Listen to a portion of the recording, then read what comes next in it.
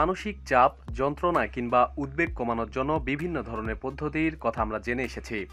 এসবের মধ্যে রয়েছে নানা ধরনের ঔষধ সেবন, ইয়োগা কিংবা আকুপাংচার। কিন্তু এবার সম্পূর্ণ নতুন ধরনের এক থেরাপির কথা জানা গেছে, যাকে বলা হচ্ছে হাঙ্গর থেরাপি।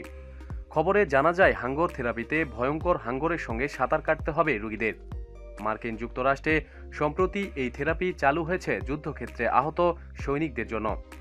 আর এই পদ্ধতি চালু করেছে যুক্তরাষ্ট্রের ডিপার্টমেন্ট অব ভেটেরান্স অ্যাফেয়ার। যে সৈনিকেরা যুদ্ধক্ষেত্রে কোনো না কোনোভাবে আহত হয়েছেন, তাদের শারীরিক যন্ত্রণার পাশাপাশি মানসিক যন্ত্রণাও কম নয়।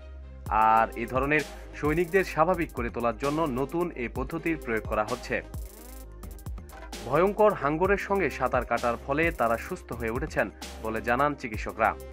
ওয়াশিংটনের টকোমায় এ থেরাপি দেওয়া হচ্ছে পয়েন্ট ডিফেন্স চিড়িয়াখানা ও অ্যাকোরিয়ামে। এতে প্রধান ফিজিক্যাল থেরাপিস্ট হিসাবে কাজ করছেন লুইস ম্যাকগ্রানাহাম। তিনি বলেন, এ থেরাপিতে সবচেয়ে বড় যে উপকার পাওয়া যাচ্ছে তা হলো আবেগগতভাবে স্বস্তি লাভ করা। তিনি বলেন, হাঙ্গরের মতো প্রাণীদের সামনে গেলে আপনার যে পরিবর্তন হবে তা হলো অ্যাড্রিনালিন হরমোনের ক্ষরণ, কারণ আপনি চোখের সামনে সে ভয়ঙ্কর প্রাণীগুলোকেই দেখবেন। এটি একটি আবেগগতভাবে চালিত করার মতো অভিজ্ঞতা তৈরি করে, আর এই আবেগকে সৈনিকেরা সঠিকভাবে ব্যবহার করতে পারেন।